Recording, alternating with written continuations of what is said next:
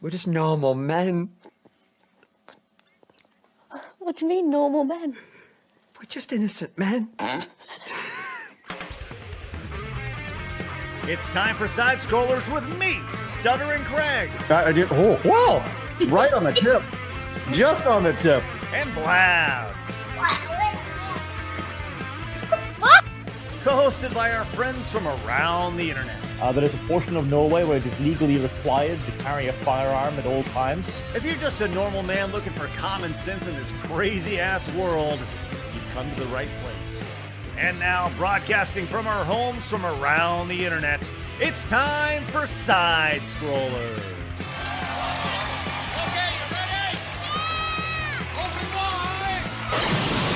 Oh, welcome on out to Side Scrollers on YouTube.com and Rumble.com and SideScrollersPodcast.com. What is going on, everybody? Happy Monday to you, man. Oh, man, did you have a good weekend? You did? Oh, my God. It's freaking December. What the hell's going on? December 2nd. We're here. It's ridiculous. Glad you guys are hanging out with us today. We got a lot to talk about today, but first and foremost, let's introduce Blabs and her bucket hat. Hello. Did you open up your advent calendar yesterday? Actually, both my daughters opened up advent calendars yesterday. But you didn't? No, Why not? because I'm not 12. So they make cheese ones and like hot sauce Wait, ones. hold on. Why do I want to eat cheese out of an advent calendar? It's in the fridge, though. You keep it in the fridge. Aldi sells them. They're amazing. They're all these different cheese flavors. I got to be honest. I don't know if I'm down with cheese off the, just coming out No, you of keep them in the refrigerator because they're stored in the in stores in the refrigerator and everything. So it's not like it's out and about in the sun and everything. It's constantly in the fridge. Yeah, the only cheese I care about is queso. Right, dip that chip in there, blah blah, right in the mouth. That's the only. You cheese make me so sad. Gosh. You make me so sad. Yeah. Well, I'll tell you what. It is Monday, which means we're usually joined by Yellow Flash, and he's actually in today's thumbnail. Wah, wah. Internet issues happen, and that's how it goes. But I'll tell you what, we got a phenomenal guest for you guys today. Number one, as far as most returning guest ever, Eric from You, Me, and the Movies. Hello, Hi. guys. How are you? I'm on every show. Pretty much, yeah. If you did, I would have put on my Flash shirt so I could at least, pretend. Oh. Hey, Eric. Let's go. Yeah. That's right. What are we doing? What does this mean? Too sweet. With that NWO Blabs. What? Blabs need to watch the Internet Wars documentary. Yeah, we got NWO. Yeah, we got to introduce you to the Blabs. If you watch Google the NWO Internet Wars documentary. There's like 6 episodes of that. It's really good. New World Order, professional wrestling. Hey, Blabs, legendary. Just saying. They're still getting royalty It's checks like Captain to this America day. 4 in that one. No, this is the opposite of Captain America. It was the best. It was This is the cool version of this phrase. Yes, the anti good guy. They were the bad guys, but they were so awesome you couldn't help but root for them. But they beat the hell out of everybody. It was so fun, so fun. The anti-heroes. Cool. Yeah, it was great. Blast. Violence, yeah. So wild. Well, look, we got a lot to talk about today. Eric has a real deep dive today, which I am he prepped slides. Slides. Yeah. For our show. This is some good work. 3-5 told him to. Oh, okay. Hey, I love it. Just trying to find the best way to present this. Yeah, he's like, how do I do this? I'm like, I would try slides. Well, let me just say this. Y'all gather around, get your friends, let them know what we got going on, because this has to do with YouTube and some tomfoolery happening on the way. And I don't know if you're going to hear this from anybody else except for Eric down below here on Side Scrollers, which is great. So we'll get to that in a little bit. But speaking of YouTube, we're also live over on Rumble at rumble.com/sidescrollers, which I have some critiques about Rumble I'd like to talk about in a little bit. We also have our X account where you could find out who's going to be on the show. You could have found out that Flash is going to be on the show, but he's not. Sorry, lied. Actually didn't lie, just internet. But you could have found out that he was going to be on the show as well. Are you okay if I call you E? Sure. Like Easy E? Yeah. What the hell? His name's Eric. It's like... Listen, Blab. I have actually never gone by Eric to anybody. Huh? I've always gone as my last name to all my friends in high school. And And by the my way, Blabs, sister. Easy E is a reference to the NWO. That's right. There you go. That's right. We also have the Kick account and, of course, the Apple Podcast where you can actually watch the show. By the way, people have been digging that. The viewership is up over on Spotify. So you guys can find us over there, the video version of the show, which is great. And, of course, you can head over to the new Side Scroller Shorts YouTube channel where it's just stupid out of context clips. Now we do got to work on the titling a little bit, Blabs, but we'll get there.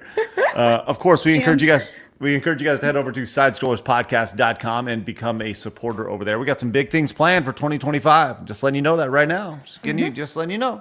Head on over there. You can still watch the Golden Era documentary up until the end of the year, which is great, up until December 31st. So get in now and go watch the Golden Era documentary. If you guys like GoldenEye 007, that documentary is still available for you guys. It's in the supporters only area. If you're new to us over here on YouTube, hit the subscribe button. Join the 108,000, nearly 109,000, just normal men who have found common sense in the video game space. And of course, do me a favor and scroll your little mouse over to that thumbs up button. And hit that thumbs up button as we continue to grow. It helps. It helps. 1,337 is what we're going for today. Let's hit that damn goal. And let's mosey on over there, which is great. All right. We got a lot going on. And right off the bat, check it out. Ian came in, bam, with 10 gifted memberships. How spectacular is that? It will. Ooh, indeed, Ian. Thank you very much for that. If you guys got gifted a membership, make sure you say a thank you and consider paying it forward. Also, Angela came in with a membership as well, right? That's right, memberships. Correct. Thanks, Craig. Oh, there we go. Thanks, Angela. Appreciate that. If you guys got a membership, make sure you guys consider paying it forward. I'll say this. When my kids are home, it's just going to be a membership. But when they're not home, I will consider using membership. No, that's the real name now. It's been rebranded. Yeah, memberships. Yes. How about we just, as pointed out by Eric in the chat, we just put some poops in the chat whenever there's members. We can just get poop flowing in the chat constantly. Oh boy, it's like having laxatives. Yeah, it's good. It's good. Dwight says we got a Destiny Fuentes sex tape before GTA 6. Blabs, can you recreate the DM session we had about that earlier today? Right. Do you care to talk about the Destiny sex tape? No, not really. Okay, neither do I. I have no desire to see it. Thank you, me either. Moving on. I'll just say I managed to avoid it while being on Twitter all weekend. So. Yes, me too. I just thought people, I hope you didn't see it. I'm like, I haven't. I haven't seen it. I don't want to see it. Like, ugh. Benjamin came in and says, I don't like this timeline anymore. I want to get off. Yeah, I hear that, buddy. I hear that, Benjamin. Worthy One says, too sweet. That's right, baby. Let's go. Did I do it right? You did. Good job, Blabs.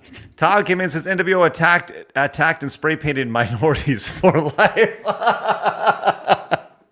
You know, I do really appreciate when Kevin Nash threw Rey Mysterio. He just threw him like a dart into the back trailer. That was pretty spectacular back in the day. Rey Mysterio has been thrown around so much. Dude, he's like 80 years old, and he's still wrestling today. It's pretty great, man. That's good. The best part where he got pile drived on like the stretcher or no, they threw the stretcher against he strapped him to a stretcher and then banged the stretcher against the turnbuckle. Yeah. You remember that with Rey Mysterio?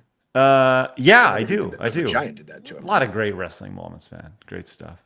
And Ankle Break AJ came back with the 5. Says NWO is the greatest faction of all time. Maybe the Bloodline is second. Also, do y'all see the Kai Cenat marathon stream? Greatest of all time? No, I have not seen that. No, I've not watched it. Maybe he doesn't really interest me all that much. Like, I liked it when he did his Elden Ring stuff, but other than that, I don't actually care. Yeah, not a huge. I don't get a chance to watch a whole lot of other people. That's the problem. You know, we're too busy doing this all day. But we got a lot going on. I see that Doc has started streaming over on Rumble, which we'll get to that in just a little bit. But first, let's get to today in video game history. Okie dokies, December 2nd means TMNT Tournament Fighters was released in 1993. We have Quake 3 Arena released in 1999. And then we have Baldur's Gate Dark Alliance released in 2001. Yay! All right. Nice, Blabs. Some noticeable games that you definitely missed today. By the way, can we just stop down and talk about TMNT Tournament Fighters just for a second, Eric? You want me to go grab it? Yes. I got it. Let's go. Which one? Which version? I might Super have both. Nintendo, Genesis, Game Gear? Because they're all different. He's NES? like all of them, actually. Hell yeah. So we had that. We also had Revenge of Shinobi, which was missed. I'm pretty sure Eric can still hear us. Another noticeable game released 30 years ago, Breath of Fire 2. People look at that game as like a top tier RPG. Also, Samurai Showdown 2 for the Neo Geo back 30 years ago, 1994. What a great year for video games. My God. Legend of the Dragoon for the PlayStation 25 years ago. Pikmin was released for the GameCube 23 years ago in 2020. Oh, look at that. Hold on. Let's go with that. Let's see full screen that. Let's see what do we got. Oh, man. Hold on. That's not the original case for that. That's got to be a 'cause rental. Nintendo came in cardboard, so this is actually from custom game boxes. Oh, wow. Cool. That's pretty sweet. I like that. Yeah. Excellent stuff. That's wonderful. Well, tomorrow Also- is actually like a really big day in gaming history. I'm just teasing it out there. Okay. All right. So make sure you guys are here for that. But also another game released in 2008 during the second wave of the second golden age of fighting games was Tatsunoko versus Capcom 16 years ago in 2008. Also, Prince of Persia was released 16 years ago in Was that on the Wii? 2008. That was for the Xbox 360 and PlayStation 3. So, yes. Not Again, for the Mac, Apple One. No, not the OG. No, not the OG Prince of Persia. The reboot of Prince of Persia. I remember my sister playing one on the Wii, and I just always remember, follow me, this way, my prince, this way, my prince. And it was like a little fairy girl thing. Yeah. Love that. Excellent. Prince of Persia has been around for a long, long time. Yeah. Many, many decades. It's great. I actually like the movie, the 2010 one with Jake Gyllenhaal. I actually like that one. You seen his Shake. ads? Yes, I have. Were his ads better in 2014 or were they better in 2010, 2000? actually. Or You know what? 2010? No, I think now it's too much. But back then, it was just right. Just right. Another noticeable game that was released today was Kingdom Hearts HD 2.5 Remix. That's mix, capital M-I-X. So it's just lowercase R-E, then Rix. So yeah. So anyways, chat, would love to hear your thoughts on these games as we power along. So Benjamin says, you looking forward to Path of Exile 2 on the 6th? Eric, you looking forward to Path of Exile 2 on the 6th? No, I didn't know it was coming out. I have friends who are excited for it. That's all I got. Joey says, what's your Mount Rushmore wrestling faction? Mine are the NWO, the OG Bloodline Evolution, and Ministry of Darkness and DX. I think you have two of mine. DX, NWO, the Bullet Club, for sure. It's an amazing faction. And probably OG Bloodline, too. Yeah. Eric, you got any thoughts? Wolfpack, NWO Wolfpack, and then the LWO. Oh, right. So And Rob came in and says, I'll say this along the way, which is great. Hey, thank you, Rob. Appreciate that. Thanks for pointing that out. Delta also says, I'm free to spread my influence now that Craig is back on watch. Blabs kept me locked away in the nook beneath the stairway, but it's a Christmas miracle. Hope everyone has had a good Thanksgiving. I had a great turkey, but the worst store-bought pecan pie. Delta, thank you very much. I'm sorry about your pecan pie, but congratulations on your turkey. Can we talk about Thanksgiving for just 1 second? Just a quick side quest here. Yeah. Is Thanksgiving dinner that good? I was thinking about this today. Is it really that good? Blabs, you look at me like you're crazy. Like I'm crazy over here. Here's the My thing. IQ dropped after that. No. Just hear me out. Just let me get to my logic here. If it was so great, wouldn't you be able to go to the store all the time and buy it because people would want it all the time? Wouldn't there be a fast food restaurant that served Thanksgiving food all the time? And I'll say this, I think there was. It was called Boston Market. And guess what? It went out of business. So if it was that good, Isn't Boston Market like a food, like a retail store? No, Like the Boston food? Market was a restaurant. Well, okay. Yeah. I'm just saying. I'm pretty sure you can get a Hungry Man frozen dinner, a turkey dinner, any time of the day. Yeah, I hungry man. think your logic is flawed here, Craig. Well, no, I'm just throwing it out there. You know, like, look, pizza is the greatest food in history because there's a million pizza places everywhere, right? And you can go pick up a pizza, and all these pizza places, mom and pop pizza places, survive. There's no mom and pop Thanksgiving food restaurants, right? You got to see my logic here. It's flawed, and I don't understand it. Kalichi, get your tomatoes out of here. That's not a Thanksgiving food. Get out of here. It's No, ridiculous. he's throwing tomatoes. That's your opinion. It's shit. I know. I get it. You can go to think Subway it's and get a turkey terrible. sub.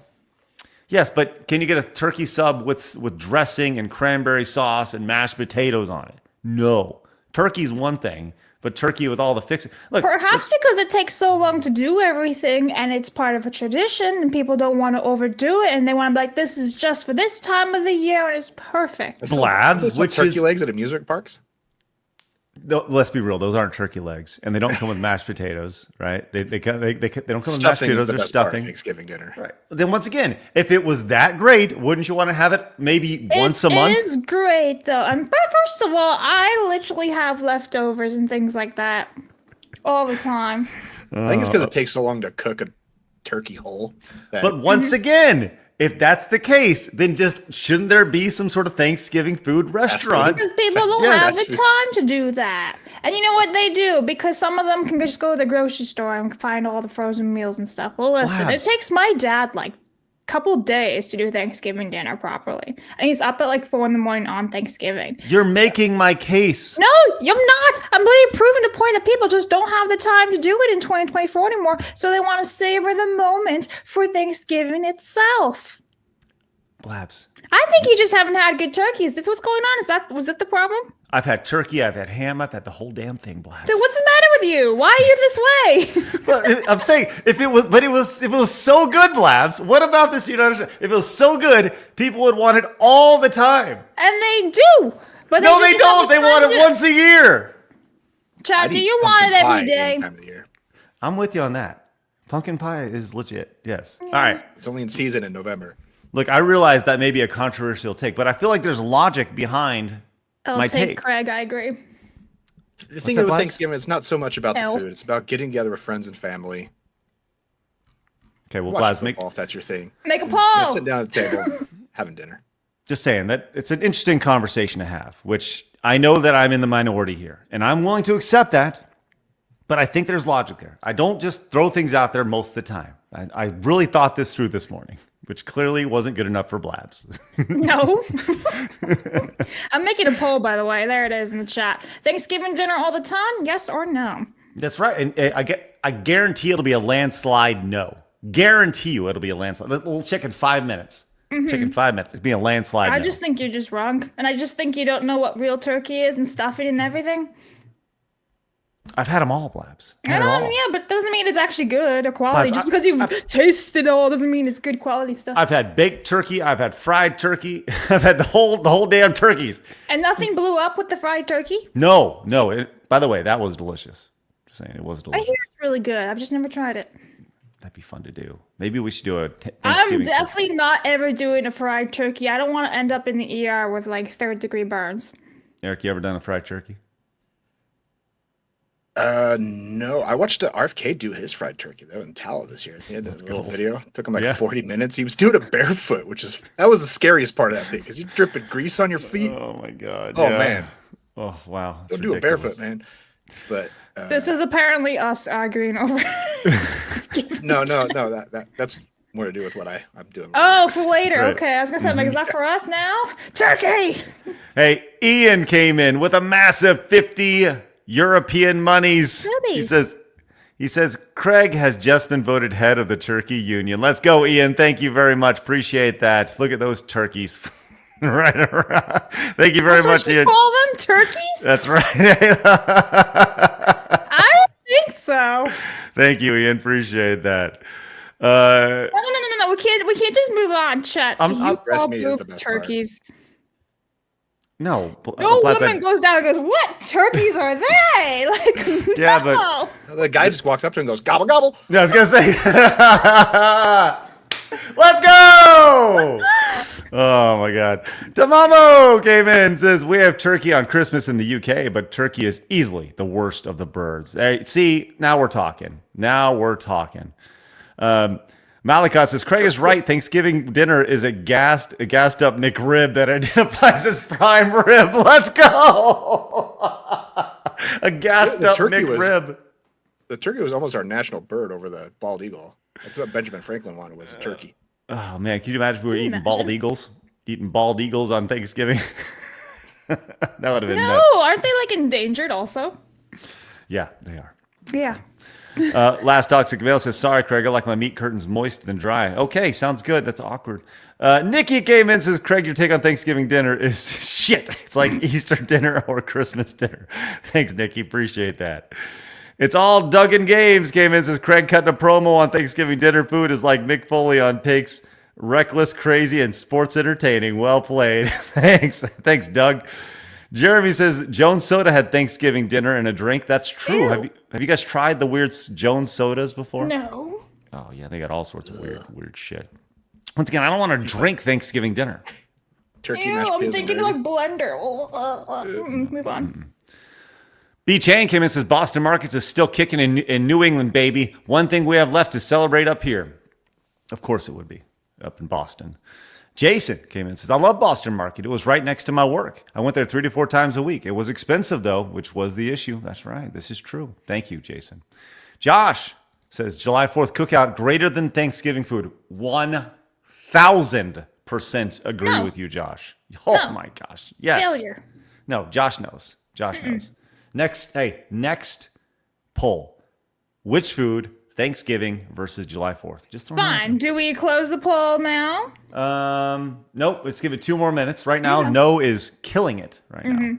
Yes, 58%. Worthy One says, Minor DX NWO Bullet Club Evolution and OG Bloodline. Yeah, Evolution's pretty good back in the day. Spartan Bot says, Thanksgiving is special because it's once a year. That's true. Norm says, Hot take, German egg noodles greater than mashed potatoes. Seriously, egg noodles and gravy are better than drugs. Okay, Norm. It's wonderful. Jason came back and says, also turkey loaf plus stovetop plus instant potatoes equals every Thanksgiving Yankovic style. Yankovic. I love that, Jason. Good for you. Those instant potatoes. I'm not a big fan of the instant potatoes, but we'll eat them for sure.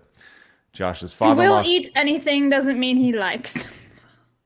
Accurate. You're yes. trash panda. Father-in-law makes a smoked brisket every Thanksgiving. That's the way to do it. Meat. Good meat. Not third tier bird meat. Commodore fan says deep fried turkey sandwiches are awesome. It's the only way to do it. Dan says, why not? Try turkey with Gordon Ramsay's recipe. An idiot sandwich. Effin Dingus came in and says, Thanksgiving can't be year-round, Craig. We would all be 700 pounds and probably dead. Then no more Thanksgiving ever. That's a great point. That's another thing is you can't really eat Thanksgiving turkey all the time because of the tryptophan. Everybody just be sleeping. Everyone grabs a nap at 2 o'clock, Maybe 3 in the afternoon. Maybe that's what we need. More sleeping, less violence. Everyone's just out. JWT says, this is incredibly offensive. I expected more from you, Blabs. Not Craig, just Blabs to be held to a standard. What? Be offended. Love it. Okay. Solon the Lich came in and says, Craig's food theory not necessarily wrong, just clumsily conveyed. Like Terry Davis's thoughts about Fed agents. Thank you, Solon. Appreciate that. Epsilosama says, Craig would love Thanksgiving, Hispanic Thanksgiving. We eat pork. Yeah. I love Thanksgiving. I love a ham. I prefer ham at Thanksgiving personally. And by the way, I love Hispanic food. It's my favorite. Mexican food. Ghost of Tanalorn says, do you have Sunday roasts in the U.S.? I mean, like a brisket or something. I guess occasionally, but it's not like every Sunday, if that's kind of what you're rocking. You do a Sunday family dinner with everybody around on the farm here. Best way to do it right there. John came in and says, TMNT Tournament Fighters is amazing. Love the character select music, which with its funky Konami twang in it. Also, Tatsunoko vs. Capcom is one of the best hidden gem games. You can suplex a giant robot with Alex from Street Fighter 3. That's right, John. Thank you very much. Appreciate that. And Delta says, Also, I saw the tweets you made about Jaffe. You're not beating his allegations that you're a bully. It was wild to hear him say Vera's consorts with your type when he was on Colin's podcast network. Well, yeah, I look forward to chatting with him. I stand by that. He's a horrible parent. And we'll get to the David Jaffe stuff here in just a little bit. All right. Let's get into it. It's time for my favorite segment. No, not yet. The poll. So, 7 minutes poll. Now we have to change it. Okay. Thanksgiving dinner all the time. 41% said yes. 59% say no.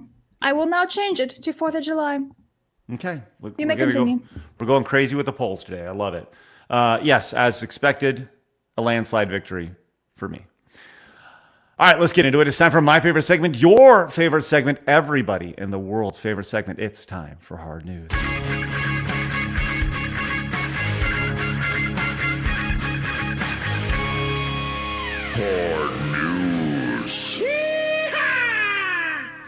You know, I was thinking about it just now while that intro was going. Hold on. Oh, sorry. Hold on.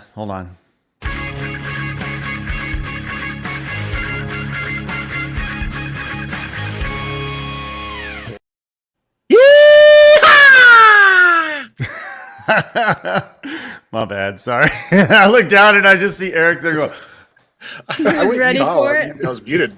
My bad. Thank you for that. Yeah, you got a strong yeehaw, my friend. Strong yeehaw. You practice, Eric? Like, do you just go outside in the woods so nobody can hear you? Every day when I watch the show. Oh. That's right. Blabs, can you give us a good yeehaw? I feel like I'll break the mics. You sure? Then then face away from the microphone. Mic away. You sound like you had your toe stepped on. I told you. Oh my God! I Here we go. can't do it in the house. Sure, you can. I have to be like in the woods where I know no one could ever hear me. What about Craig? He's from Texas. I got you. Yeah! My ear hurts. He goes lower on the ha there. That's right. All right. So I was thinking about it during the intro, which I brutally murdered. Sorry about that, Eric. About Jaffe saying we consort with your type, right? Which is really amazing, considering I'm the type that knows what a woman is, and that's really what my type is. So there's that. There are a lot of my type, David. So just want to throw that out there. But we'll get to that in just a little bit. With that said, we got a lot of quick hits today. We like to do today in gaming history, and we're going to start off with a wonderful anniversary here, something that we did not talk about in today in gaming history, which was 30 years of play. This was posted earlier today on PlayStation via the PlayStation X account, celebrating the 30th anniversary of the PlayStation. They had this. Have you seen this 2 minute and 13-second trailer, Eric? Nope. Let's run it. Let's see what everyone has to say of it. It's a big nostalgia play.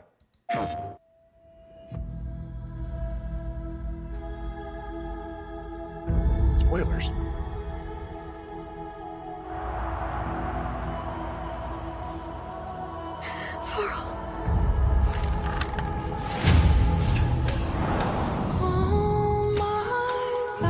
We can choose to be happy,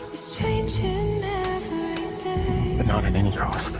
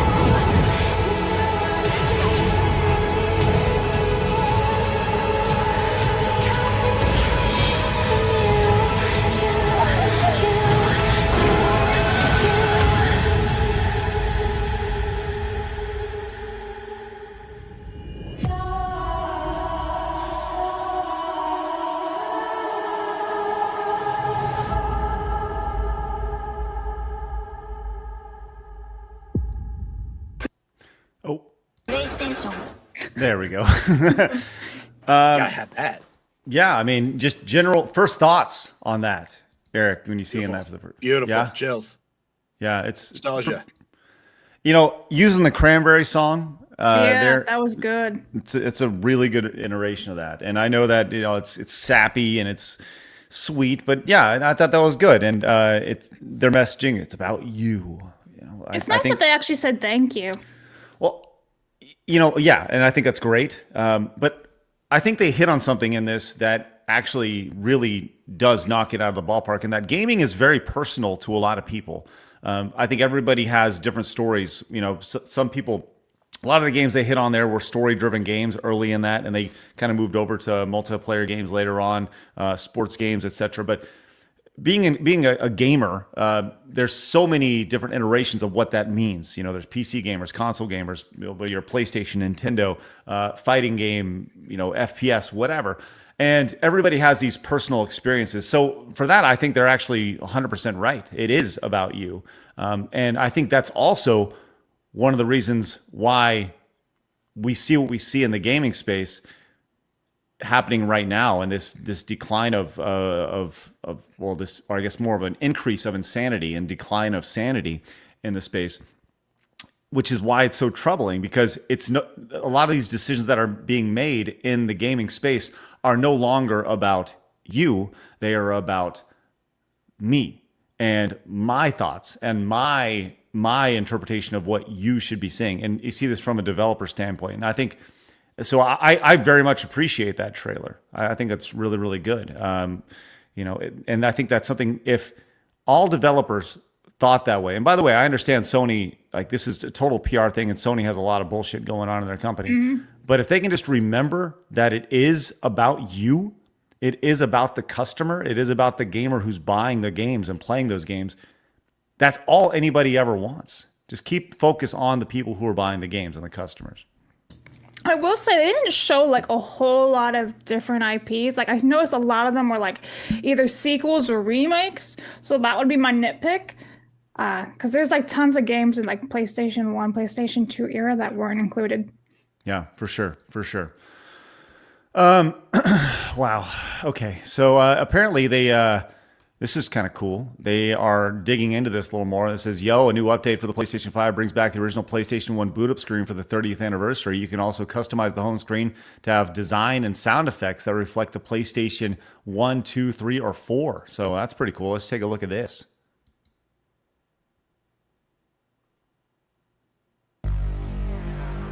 Oh, nostalgia. Yeah. Let's go. I gotta go put Soul Reaver in and play it. I need to go play Mortal Kombat 4. That's what yeah.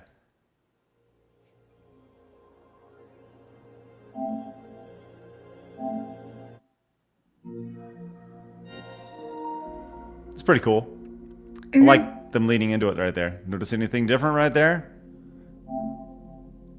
Choose your difference. That's pretty sweet right there. I love the idea of having those different, kind of the branding aspect of it. Nice. Yeah, it's very cool. Very cool. Nice. Which one would you prefer, Eric? PlayStation. PS2 or PS1. Yeah. Chat, what about you? PlayStation 1, 2, 3, or 4? Certainly not 5. Nah, they want the 5 with the 10 exclusives. No. I would love to see the reboot here. If you can reboot with the PlayStation 2, that'd be a great video just to put on X for sure. But anyways, nice. I love those little touches. I think PlayStation is just the boot up screen for the game. There wasn't really a home menu, right? PlayStation 2 is when I remember there being that little opening menu that you could float around on. So, see, most of our chat says PlayStation 2 for sure. I mean, 2's the king. It's funny. By the way, I encourage you guys, we posted a video last night. It was a late night video. I tried something different. We've never posted an evening video. But posted a video that was a clip from while I was away of it was Blabs and it was Kay and Mally, who were there. They're just nerdgasming over their PlayStation 2 which was great in their collection. So I encourage you guys to go watch that on the channel if you guys haven't yet. They're showing off their collections, which is very, very fun. So there's that, which is good. All right. So obviously a lot of people buying PlayStations and everything moving into the holiday season. Let's all go get a PlayStation 5 just so we can have that temporary PlayStation 30th anniversary logo. Right. But it is Cyber Monday. And you may be asking yourself, what's our Cyber Monday deal? We don't have any Cyber Monday deals. We try to give you guys the best deal possible every day. Although there are a bunch of discount codes that you guys can use for the Real Game Awards if you guys want to become voting members over there. But this is from Flash, who obviously he's not with us today because of internet issues if you're just popping in. But this was from Friday. And I don't even know what the hell's going on.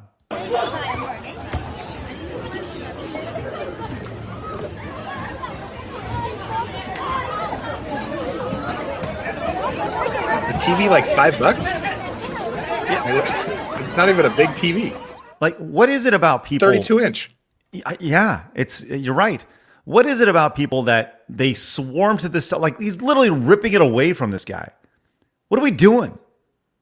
Savages. They're animals. I mean, this is actually more peaceful than most viral videos from Black Friday. I mean, most people are just smiling as they're ripping the TV from each other. So I think they're just doing it for sport because they can, but it's like, that's pretty shitty.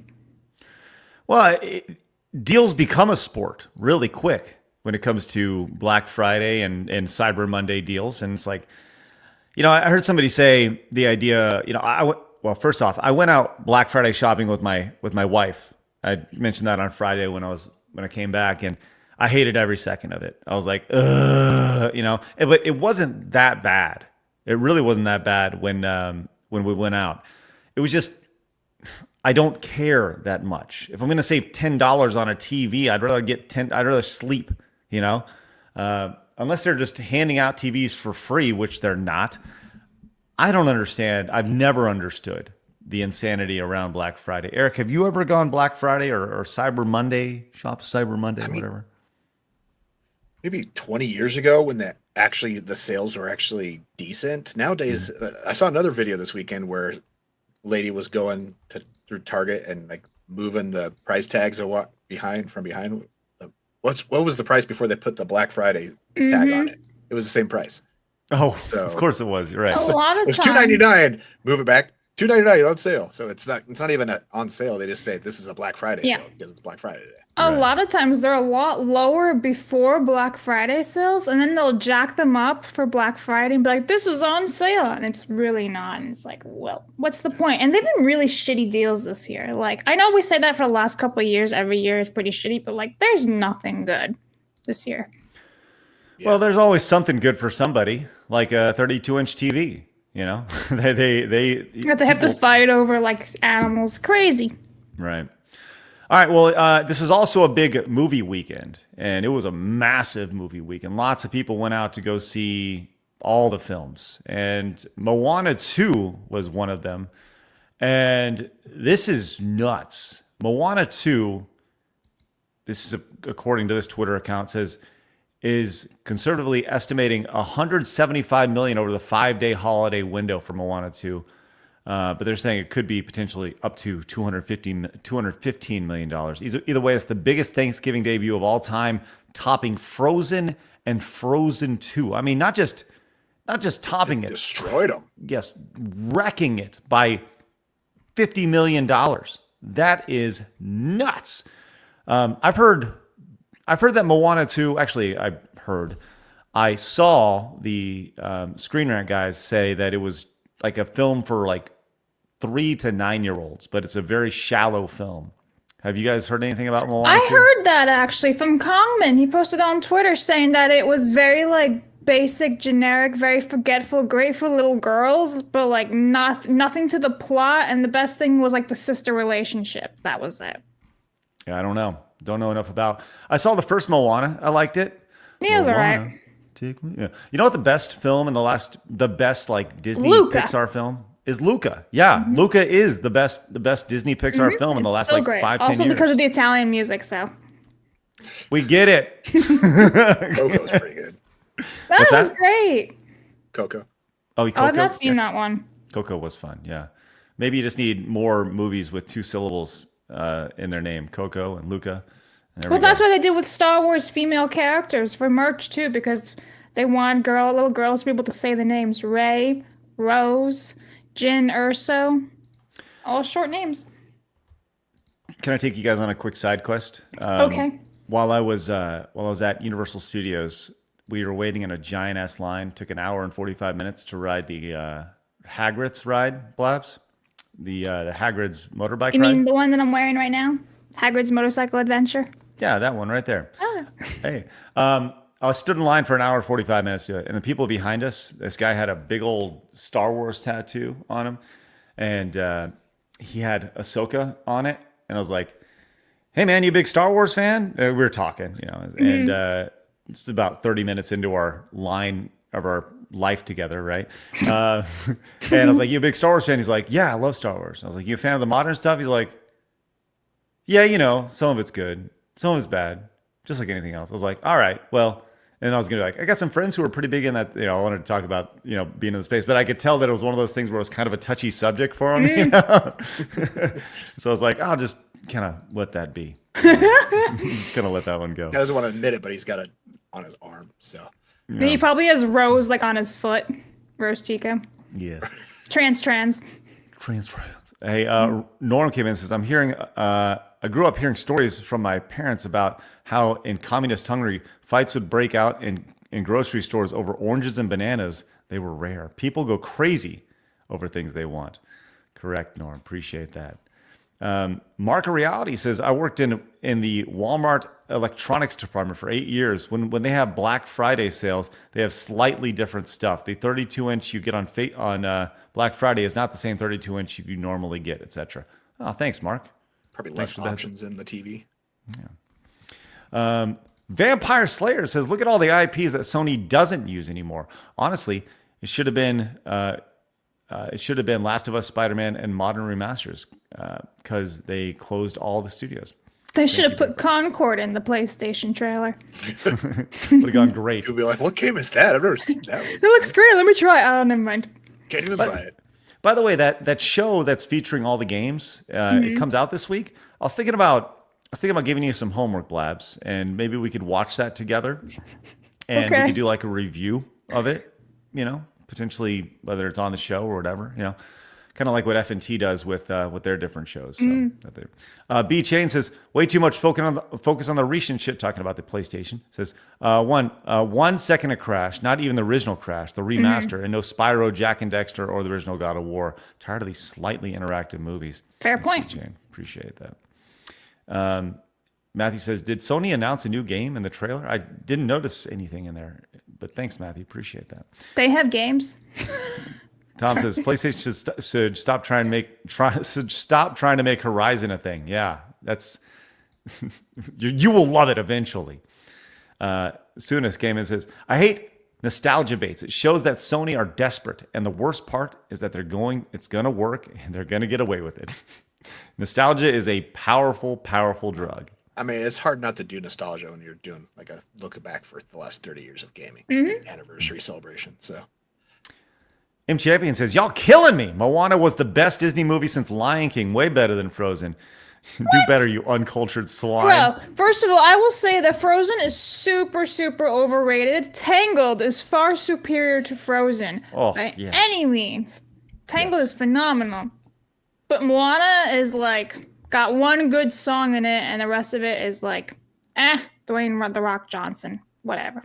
all I can say is you're welcome. Exactly. You're welcome. That's good. What can I say but you're welcome? I do want to point out, though, on the poll, because we let it go for 18 minutes, which is best, 4th of July or Thanksgiving meal? And 4th of July has won by 51%. Oh, yippee close poll. Close. Very good. Those are holidays that are only important to Americans. It's true. Worthy One says, Craig, as someone who used to work for Toys R Us on Black Fridays, it was insane. I had to unlock the door, run, and then hop on the counter in electronics. Oh, man, that's spectacular. I would love to see. See, that's a short film I would love to see made, like a 5 to 10 minute short film of it's like, it's treated like it's a zombie apocalypse. and the doors are pulsating, and they're like, they're gonna get through, and it turns out it's just Black Friday. Some guy flipping the switch. You got Jingle All the Way, which is basically that Toys R Us movie. We just watched the Thanksgiving movie for our channel. It's like a slasher film, and the first 10 minutes of that is Black Friday. The original title for the film was called Black Friday because there's an incident that happens on a Black Friday where a bunch of people get, mangled, and that is the motivation for the slasher. I see.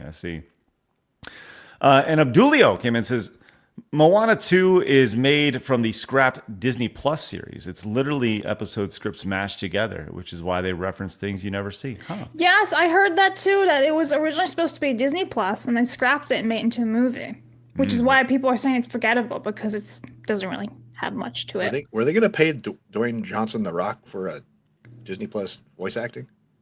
Or are they going to get an impersonator? They get the knockoff Rock? Yeah, you get the discount. Yeah. You get some guy who thinks he's doing the 1998 version of The Rock instead of today's Rock. All right. The Boulder Johnston. Yes. The Boulder. It's me. I love it. Okay, speaking of Disney, let's go on to this guy named Jim Cummings. Chat, don't get dirty with this. It's Jim Cummings. Eric, do you have any idea who Jim Cummings is? No? Nope. Okay. Jim Cummings is the voice of Winnie the Pooh, Tigger, Darkwing Duck, amongst others. So this is a guy who's been around for a long time. When you hear Winnie the Pooh, it's like that's the guy. Jim Cummings, been around forever. And he made a big mistake. Now, Blabs, you want to lead through this story? Because you're the one who put it on here. Sure. All right. So there was like this parody account that was asking people, do you agree that it should be illegal for men to play in women's sports in every state? And it was just like, answer yes or no. And Jim actually replied to it. Like I said, it's a parody account of Baron Trump. And he says, yes, he thinks it should be illegal for men to participate in women's sports.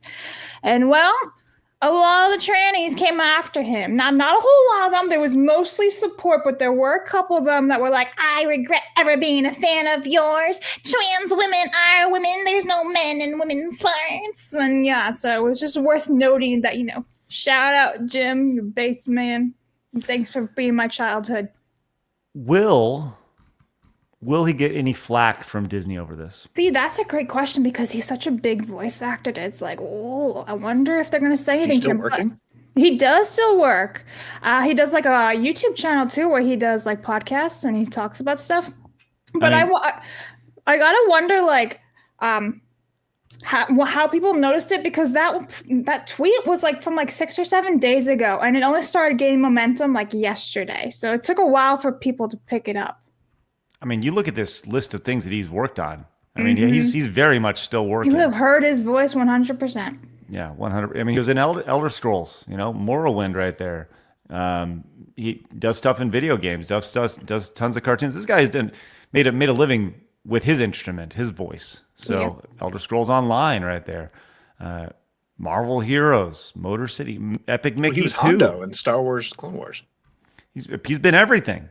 Oh my God, Disney. That's right. He is Hondo. Oh my God, I'm so old. Winnie the Pooh. I mean, he's been doing this for a long ass time. Did I just see Simpsons up there? I thought I saw Simpsons. But yeah, I mean, this is like scroll all the way back 2000, 1999, 1997, 1996, 1995. Holy moly, he's been at it for a long time. 1983 was his first work. So yeah, he's been going at it for a long time, and I'm sure some people will be upset. Too bad. That's too damn bad. Yes. I'm surprised any of the people that are upset saw it from Blue Sky. Yeah, that's right. They're so upset. All right, a couple quick hits here as we've got just in the gaming space, a couple pretty big milestones. Star Citizen passed $750 million in funding for this game. Currently sitting at 700. I don't understand this. I know we have some normal men who play this game and they've invested lots of time, energy, and resources into this. 10 years ago. Yeah, like Go play. okay, walk me through this, Eric. Like, what? How much? If you don't mind me asking, how much did you put into it? I probably put like just normal $60 to $100 just for a normal collector's edition package or whatever back in then. I mean, that was when Star Citizen was announced. MMOs were still big. I was part of a big MMO guild that we play one game from the next, play together, and Star Citizen was going to be the next one, and then the forum days of gaming organizations have kind of died in the last 10 years. Forums. God, forums are awesome. Well, there's that. Also, another noticeable milestone, Cyberpunk 2077 hit 30 million copies sold. Considering the initial launch of this game and the backlash that it saw, I think that's a huge accomplishment. Do you remember back in the day, Eric, when games would get 1 million sold, like collector's edition, because they sold 1 million copies, and now we're talking about 30x that? That's crazy. Well, like good greatest hits, re-releases, and all that stuff from PlayStation. Yeah, we're at a point now where if a game doesn't sell 1 million copies, it's like, what are we doing? What are we doing? Yeah. And you see that game selling 30 million versus Dragon Age Veilguard crossing 1 million. It's like pretty big difference between the two. So it'll be interesting to see what CD Projekt Red does with the next game, and if it'll get anywhere close to that 30 million. Yeah, that's a cultural movement when you reach 30 million copies I think sold. The Witcher 4 might do pretty good. Which they said it isn't. Witcher 4 is in production now, for sure. So full production. All right, in the gaming space, before we get over to Eric and your YouTube story, which very much looking forward to digging into that. We had a noticeable signing over the last week or so while I was gone. It was announced that Dr. Disrespect has signed with Rumble, and he is currently streaming over on Rumble right now to 40,000 folks over on Rumble, which, it's obviously very spectacular. I mean, we're streaming to 2,500, and I'm curious, is he co-streaming over to YouTube as well, Blabs? Can you do a quick glance on that? Yes. Eric, I would love to hear your thoughts on Dr. Disrespect signing with Rumble. Well, based on the guy's experience and expertise, I think it's a great signing from Rumble, mostly due to the situation surrounding him being demonetized on YouTube, banned on Twitch, Kick showing no real interest in him. The guy is, two-time back-to-back Blockbuster champion, whatever, but right. Streamer of the Year twice is what I'm trying to say. Mm-hmm. Back, 2018 or 2019?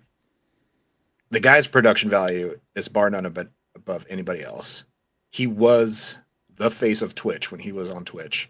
When I would Twitch stream for about 4 or 5 years. He was kind of the inspiration for doing my cowboy character, the Rabble Wrangler, when I was on Twitch. Mm-hmm. I was like, I can play up my cowboy aspect and, yeehaw a lot.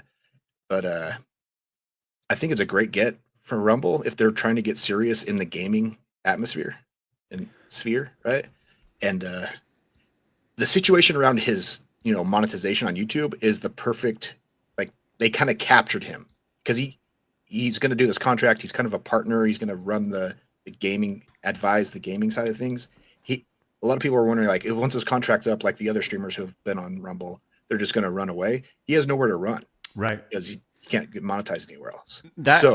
And he has equity in the company. They're giving him the equity and the advisory panel. That gives him motivation, and knowing his personality and his drive to be a great content creator. Twitch, YouTube, they never took any advice from a guy, the guy behind Dr. Disrespect, right? They never really let him control it. I think if Rumble were to listen to him and his ideas on what would be needed for the gaming streaming atmosphere, Rumble really could take a step forward as a platform.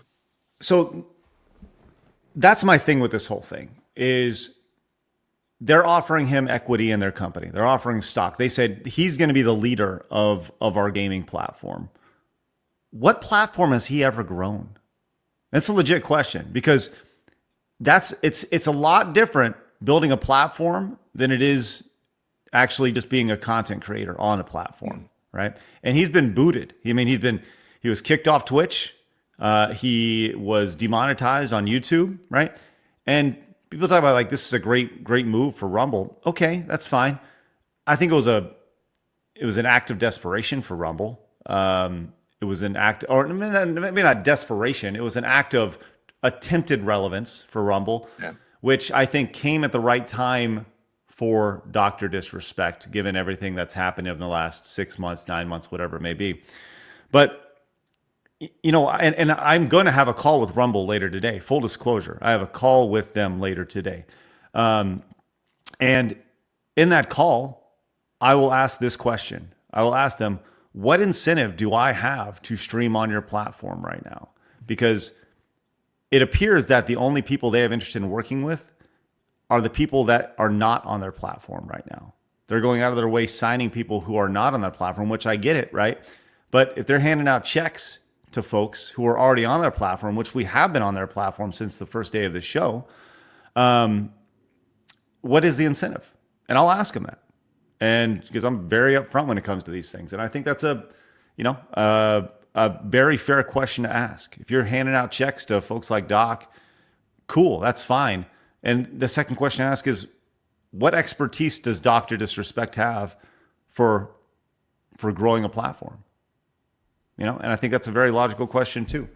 Because growing a platform is very, very hard. So anyways, he is live over on Rumble. He is live And over YouTube. on YouTube as well. His Rumble viewership is strong. People are checking it out. It's 41,000 people watching over there. Over on YouTube, he has 18,571. Yep. So, you know, all in 60,000 people watching. So, But he's getting massive donations over on Rumble, like 500, 200, 100. Holy shit. Wow, that's crazy. Yeah, making 500. bukus of money. I did see that the CEO of Rumble did say they're working on their content creator program, and in 3 months they'll have it all fleshed out. Yeah. For like a Twitch kind of partner program kind of thing.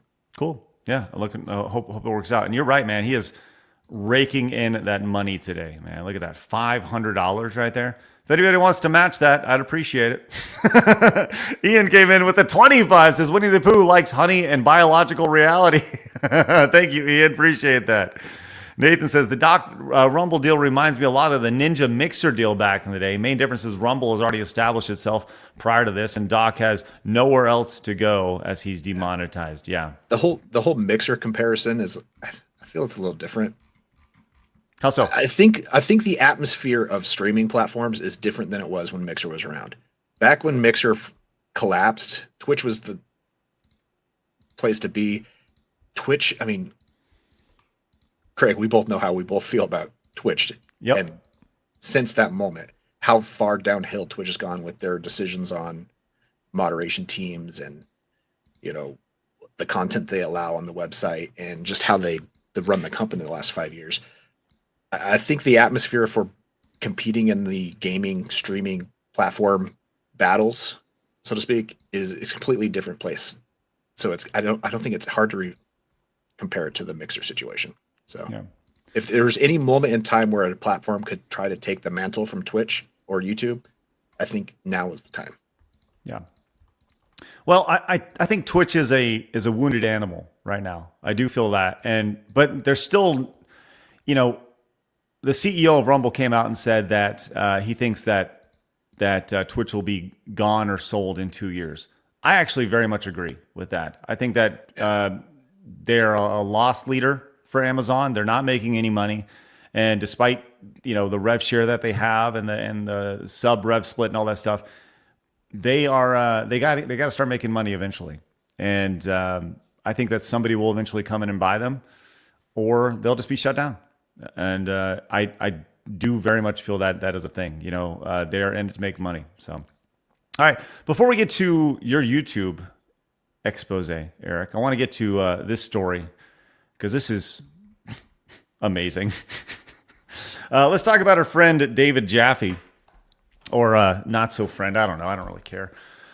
He's a dude who we've had him on the show. We talked about it. Talked about various things. he is one of the dudes behind God of War, Twisted Metal, back in the old PlayStation early days.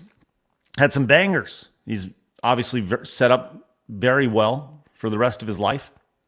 Very much found himself in a bubble, and very much found himself attacking other people in our space, as pointed out earlier by Delta in his Director Nation. I guess he was on with Colin Moriarty over on Last Stand Media, which, by the way, great channel over there. Colin has been doing some excellent stuff, and that's the model, man.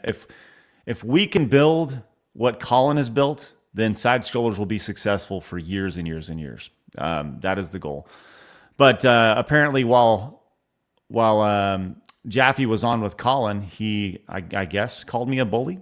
But and he also said that Vara consorts with my type.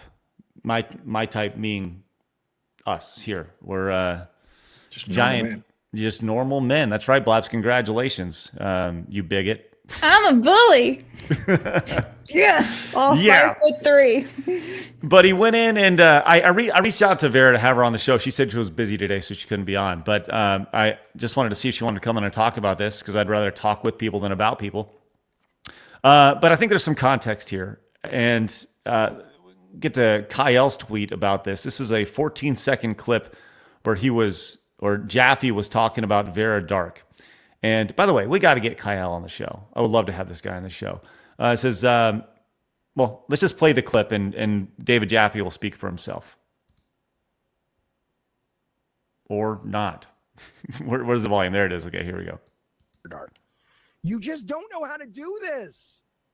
You don't know how to do this. You are in that chair, Vara, because of your hair and your face and your gender. That is so degrading. That's all he sees. Wow. So because her hair color, which she's been even admitted saying it's not even my natural hair color. So first of all, like, what was it being ginger have to do with anything? What does woman have to do with anything? What does her face have to do with anything? You can't have an opinion? That's pretty damn sexist for someone who has like a trans child or whatever. It's a bit ironic and hypocritical. Just saying. Is that the first time you've seen that? That clip? Yeah, no, I didn't see any of this shit. Oh, wow. That's great. Okay. Nice. Love it. Well, we also have this. He actually told Vara, well, I'll just play this real fast and let you see this. This is what he said to Vara. God damn it. Volume. Go fuck yourself, lady. My mind is fine. So really nice and, very, very sensible. And he also called Vara a mental lightweight. She can't hang with him because he's a man, damn it. Don't you understand, Blabs? The misogyny is full. People like this guy, like, we shouldn't give him any speck of attention. He is just a has-been piece of shit. Well, he's obviously in a deep bubble, and it's absolutely fascinating to see. And I think this is the best way. I'm really, people are very articulate with their words when they create YouTube videos, far more articulate than me. And I was thinking about this, and I've actually tried this several other times, but I think I may start doing this again. I'm going to start writing letters to these people and turning them into videos. And that's what I did to David Jaffe. I posted this over on X. This will be posted as a standalone video coming up shortly after the show over on YouTube. But I wanted to play it here because, it's important for people to hear our thoughts. And the idea here was that I wanted to write a letter to David Jaffe on behalf of just the gaming community as a whole. So I'll just play this right now. Eric, did you see this earlier? Nope. Okay, here we go. We hope this letter finds you well, though we suspect it might just find you yelling into the void trying to figure out how to shoot the ceiling in Metroid Dread. So he says, go back up in that room and shoot the ceiling. What? Why? Or accusing yet another female content creator of succeeding solely based on her appearance. You are in that chair, Vara, because of your hair and your face and your gender. You certainly keep yourself busy, don't you? First off, let's take a moment to appreciate your legendary contributions to the gaming world. I mean, God of War and Twisted Metal, these are masterpieces that defined an era. Your resume is a monument to gaming excellence, and for that, we'll always be grateful. However, much like the Greek gods in your famous game, you seem to have fallen from the heavens of relevancy and are now lashing out from the depths of Olympus. Ah, how times have changed, haven't they, David? Back in your God of War days, you gave us Kratos, an unapologetically brutal anti-hero who bed women in minigames and casually ripped off the head of Hydrus. Fast forward to today, and you've gone so far down the ideological rabbit hole, we're not even sure you'd be able to define what a woman is. Of course you can't. The contrast is staggering. You went from pushing boundaries to bending over backwards for an agenda that erases women entirely. You've become the very caricature that gamers roll their eyes at. Someone so consumed by their political bubble, they can't see how far removed they've become from the average person. I mean, your remarks about Vara Dark, oh man, what a great example. You just don't know how to do this. You don't know how to do this. You are in that chair, Vara, because of your hair and your face and your gender. By accusing her of succeeding solely due to her appearance, you not only undermine her hard work, but also expose the hypocrisy of your so-called progressivism. For someone who claims to stand for equality and inclusion, you're surprisingly quick to diminish a woman's success based on shallow assumptions. I'm just saying. Hey, you may not claim to represent today's gamers, but your actions showcase every issue plaguing the industry.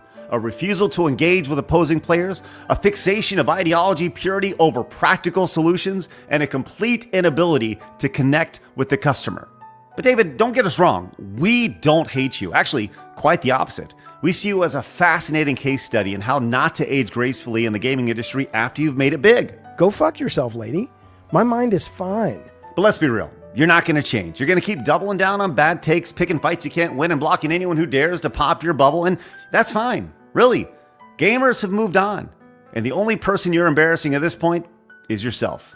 Your legacy may be secure, but your relevance, it's gone. P.S. Next time you struggle with a tutorial, there's no shame in Googling a walkthrough. Actually, yeah, there is. Don't do that shit. So there you go. There's the video. Blabs, did you have any thoughts on that? Yeah, but I see an updated tweet from him about what his comments were. So let's just read this. Have you seen this? No, I haven't seen it. I'm blocked by him. Oh, well, I'm not. Funny enough. He says, you can dislike me because of what I said about Vara Dark from my 2 encounters with her content attacking me. Which I don't know if attack means criticism in his defense, I guess, whatever. I sense her large audience is based on her being an attractive woman. But that is not misogyny. Oh, is that right, you man? Tell me more. Yeah, right? Lots of women and men are talented and ugly. Hey, welcome to the party, pal. Pretty and useless, and pretty and talented. If I was making a statement about women in general, it would be misogyny, and I would never say it or think such a thing. This is just me punching back at a person who punched first by claiming her most useful asset as it relates to her channel, in my opinion, is being a pretty woman. Wow. So, did Vara go and say that? Down. Yeah, totally doubling down, man. And you can see he's been ratioed down there in the comments. I mean, people wrecking him right now. Yeah. I'm just curious because he said, this is me punching back at a person who punched first by claiming her most useful asset as it relates to her channel as being a pretty woman. Did Vara actually say that? Well, we do know that David Jaffe does champion men punching women, so that's good. That's a big just thing. insane. Wow. That's just doubling Where's down. Sunny? When you need her? Wow. Yeah. Good on Jaffe for sticking to his guns, and by guns I mean horrible takes. This just furthers my sentiment. We should just ignore this guy, Vara too. She should just completely ignore him, and we'll just let him crumble into dust like Infinity War style, and he'll just fade off into the sunset because he's the has-been. So, as I said in the video, I think it's important. He made some really great games. He 100% did, but right? now he's a piece of shit. Right. And the reality is that he's so far down the rabbit hole of obsession and Kyle actually put it. Let me pull up the tweet that Kyle had about this, and he's 100% right. The reason he is who he is because his kid his kid is trans. His kid is so he's backed himself into this corner of acceptance and tolerance and love, unless you're an attractive woman who happens to be good at what she does, right? So I have a question about that. Do we Yes. know if this child is a biological male? I don't know. I don't care. Because that would be hilarious if he was Yeah. a biological male and now he's a female, quote unquote female. And he's like, oh, you're only valid because of your looks. Meanwhile, he has a trans child girl. That'd be Yeah. funny. I'm just saying. Well, it's an amazing thing to see the brain rot associated with this. And by the way, the sheer arrogance while being so dumb. And that's the most dangerous combination, is when you have somebody who can't tell you what a woman is while still so confident in their stance. And that's what you have in David Jaffe. Like I said, congratulations, David. I think you've done some great things in the video game industry in the past. Thanks for leaving your mark. Now, unfortunately, you're leaving a totally different mark along the way, and it will sully your reputation and ultimately your games. Skid mark. Yeah, 100%. Okay, so it's female to male, the child. Still child abuse, no matter which way it goes, but ironically, it's all Does he- ironic. So who's prettier, Vera Dark or his daughter? Right? Wish that's the question for David to answer. Well- I like these male feminists. They're so misogynistic. Anyway, they're not worth our time whatsoever. I'm sure the only content of hers he's watched is the stuff that she was talking about him. Right? Oh, sure, 100%. Yeah. Yeah, definitely. And that's the thing, is once you get labeled by these type of people, and I'm use these type of people, you are their enemy, and that's who we are. And as pointed out by Delta earlier, the idea of consorting, Vera chatting with our type being people who can tell you what a male is and that a female has a vagina. Like that's crazy to hear. But all right, sounds good. But obviously, Vera, you keep doing what you're doing. She'll be back on the show here in a couple of weeks, and we look forward to having her back, which will be great. When I'm sure there'll be more about this nonsense along the way. But for me, the reason why I like talking about this is that this is, as I said in the video, this represents the problems inside the industry as a whole, and they have to have a spotlight on them. And if you don't think Jaffe has connections with people over at Sony and people over at whatever, pick your company, you're wrong, because he does. And ultimately, he'll be just as big a bully. You can call me or you can call Vera or whoever a bully, but at the same time, I'm just standing up for the little guy. Fuck off, you multimillionaire prick.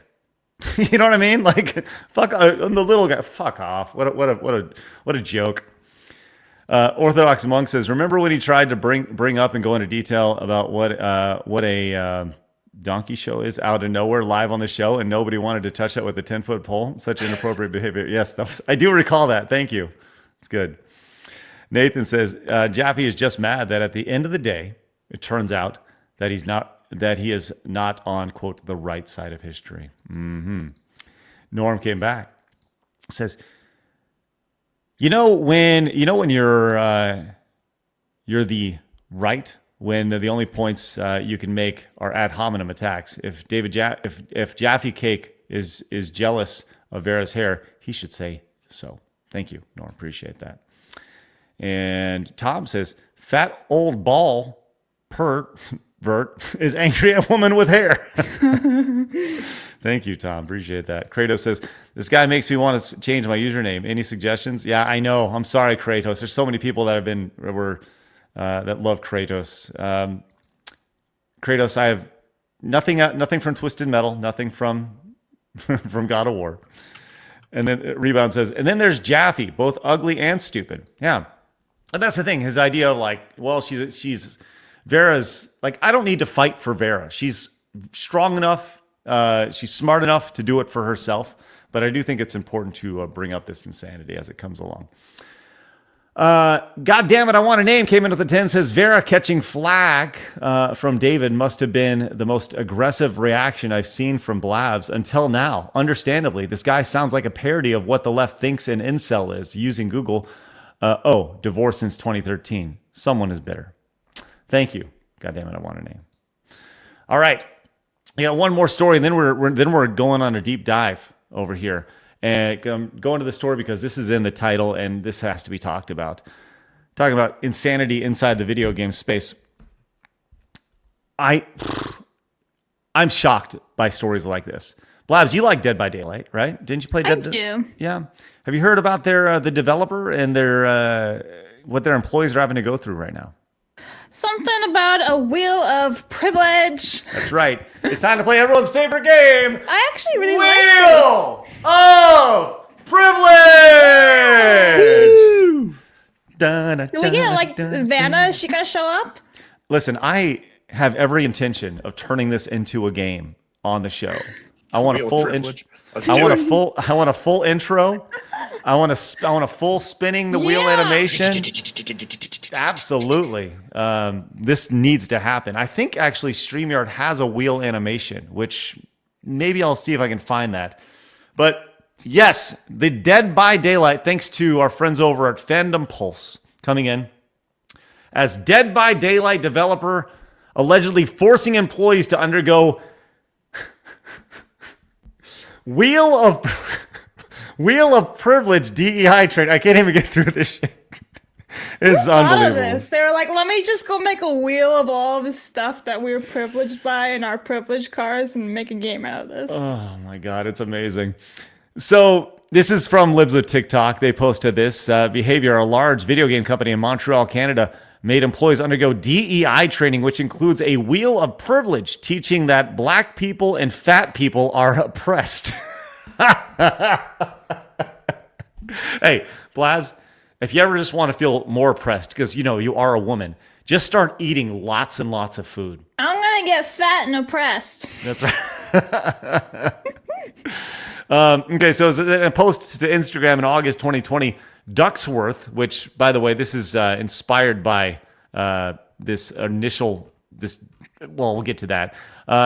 Wheels like this help us visualize what the term marginalization means. The further you are from power, the more marginalized and powerless you are. So here's a bigger version of this right here. As you can see, the power here is in the middle, right? And it's in white, representing white power. I get it. Good I get point. it. I get it. Good point, Blabs. So you can see as it goes further out, you have less and less power to the point to where you are, if you're on the outside, marginalized, right? Oh my god, undocumented. Oh my god, this is so funny. You can see, as we're going to do a little zoom here, and this is important, chat. Let's see where you normal men are on the wheel of power / privilege here. And Eric, I think it's important. We do need to figure out how much power you have, friend. So let's just kind of work our way through. Just so I'm totally clear, Eric, are you trans, intersex, or non-binary? Not today. Oh, good. Because that Not today. does that mean? Oh shit. You do speak English. Uh-oh. Eric, I'm just going to throw this out What there. does language have to do with marginalized? What is this only for United States? Because what about if you live in China or Japan? These or are Korea great questions. or Well, Germany. they're saying the English people are colonists and they are oppressive to everybody else. Let's take a look at this real French, fast. they colonized. My favorite one here is the mental health aspect of this. Is your mental health robust, mostly stable, or vulnerable? The best part is you can't even answer this. Like somebody else has to answer this about you because you might be in this state where you think you're totally fine, but meanwhile you're a psychopath and you have or you're like bipolar or something, Like this is wild. This is wild, 100%. The neurodiversity, which, by the way, we pointed out on this show, neurodivergent doesn't mean anything. It's a made-up term. It's not even a medical term. Can I rant about that? Yes. I saw this woman on Instagram, and she's a massive Harry Potter collector, and she has an autistic child, and she refers to him as neurodivergent. I'm like, woman, that's not a word. You, being the mother of this child, should know that that's not a real word or a term to use medically. It's like, stupid people. Well, that would no, Blabs. No, because then she wouldn't get her clout and everything. I know. Yeah, 100%. You got to play the victim points as a parent too. Yes. But going back to this one more time, Eric, I need to be clear. Do you speak English? Yeah. Okay. See, He's like, may we? Are you straight? we. Are you a citizen of the United States? I am. No, actually, you know what? Are you a citizen, period? Ah, Okay. Are you white or do you identify as white? I'm more pink. Okay. Formal education. Are you I got it. go past high Bachelor's school? degree. Oh, Yeah. shit. Are you able-bodied? Yeah, Do you like women? I do. I love them. Are you neurotypical? What does that mean? It's not a thing. So yes, Are you mostly stable or robust? I'm pretty robust mental health. So What about your body size? Are you average or slim? I'm working on getting to slim, Okay. but I'm probably pretty average right now. Oh, here's the big one. So Are I've you? lost power points there? Yes. Do you own property? I own my pickup, but I live on a family farm, so I don't really own the property. My mother-in-law does. Are you poor, middle class, or rich? I'll say middle class. I got a big revelation for you, Eric. How many points do I have now? It pains me to tell you this, but you are part of the problem, and unfortunately, You are racist. Nice. I mean, some people will look at me and assume that. So yeah. Well. Anyways, so this is a thing that's happening, and we are over here learning these things as part of video game education because this is what it's all about. And I'd really, there's much more to this, and Smash has done a great job of digging into this and figuring out other, this all goes back to the ideology of victimhood along the way. Ding, ding, ding, ding, ding. And so, yeah, congratulations, Dead by Daylight. Now, I do think it is important to recall that not so long ago, there was some controversy around Dead by Daylight. Do you remember this Yeah, the controversy? tranny. Yes, Blabs, the transsexual person. Yeah, which is a monster. Yes, the That Dead by... kills you. They made him a tranny. Really, really progressive. Yes. Blabs, the Monster that hung transsexual. Well, this is what they look. This is what they made the Dead by.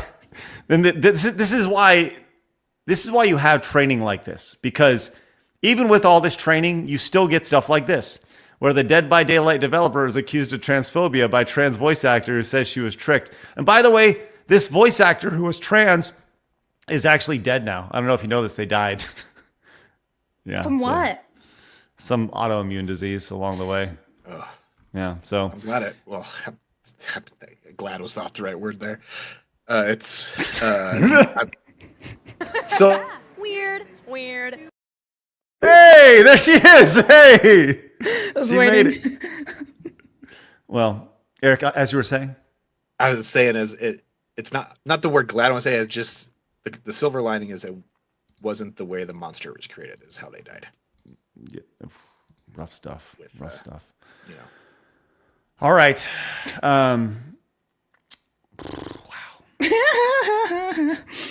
Sorry, it's fun.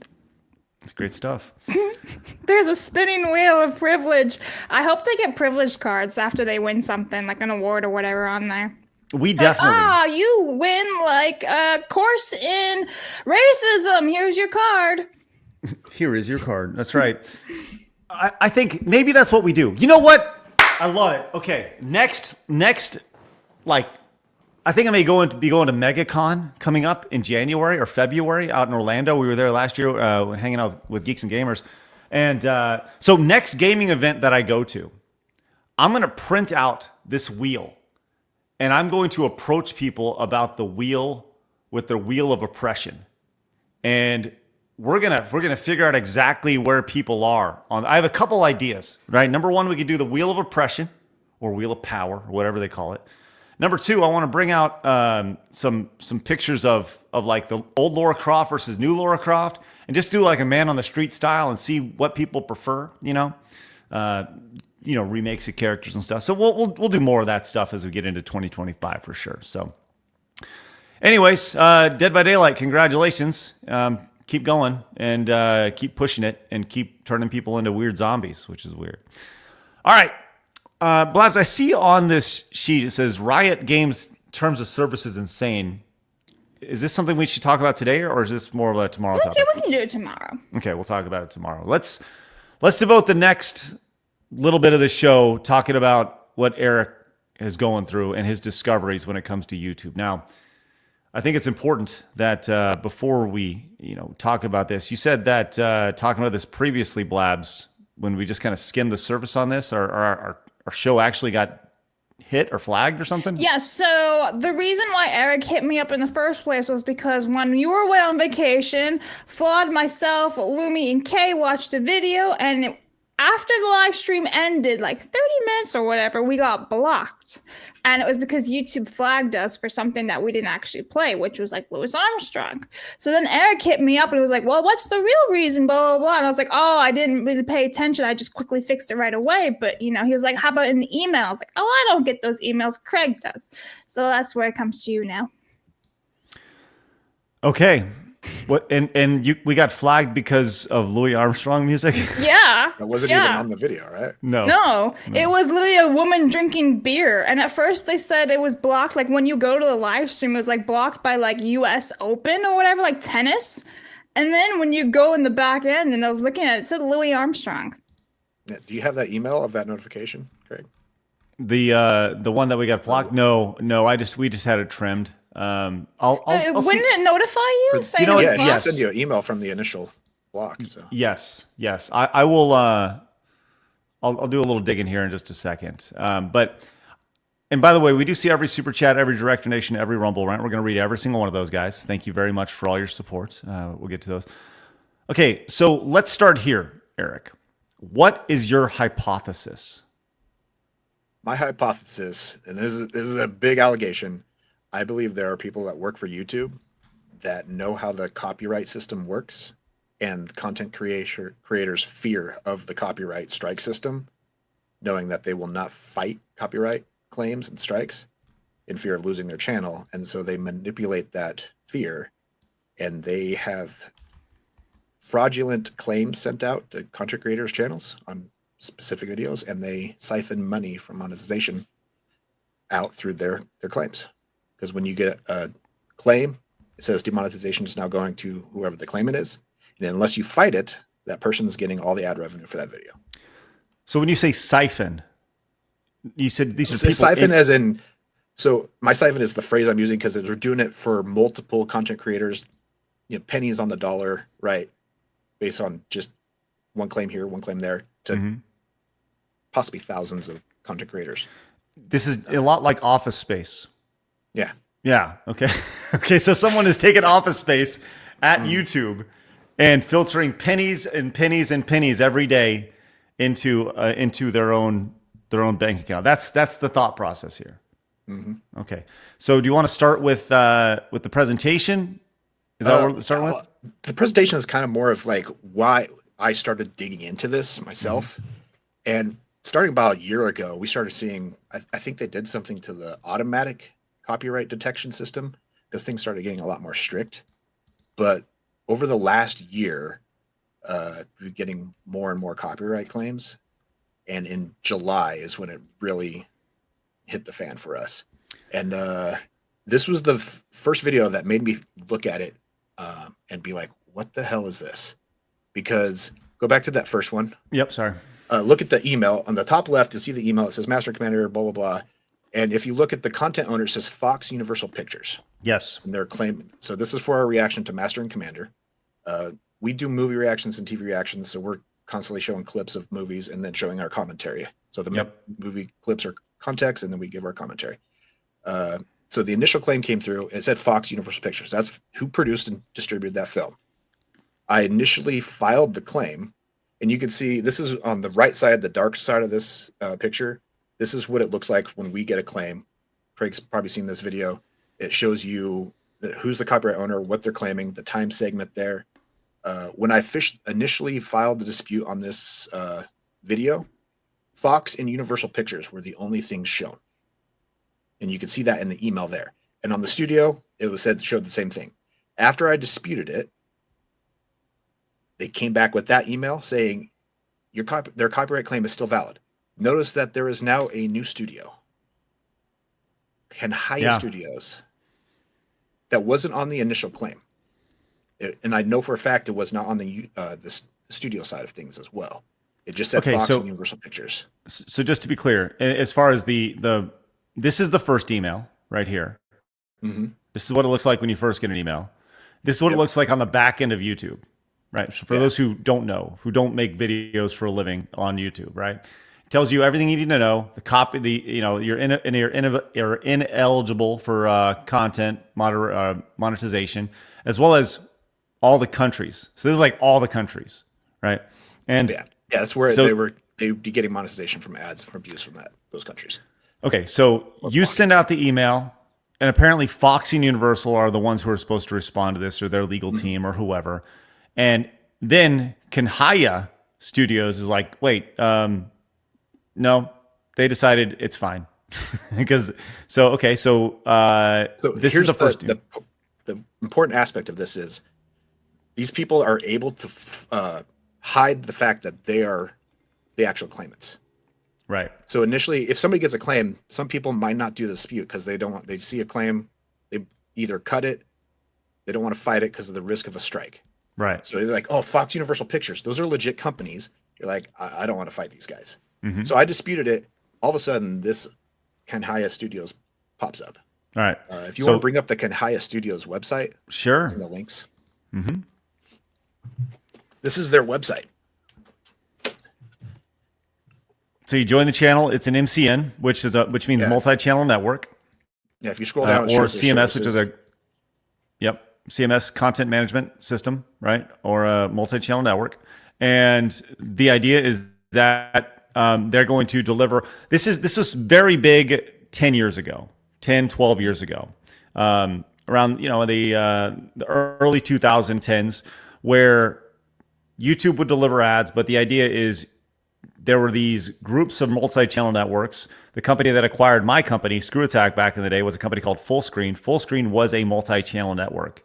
And the idea was they would partner with YouTube and they would sell ads at a higher rate that YouTube would sell, ultimately making you as a content creator more money. So that was the idea of what this is. And apparently Kanhaya Studios is still going at it. So yeah. Well, if you go down to services, they say they protect copyright stuff. They do content ID, right? Monetization. They do all that stuff. Go down to their contact information, and it has their address there. They're in India.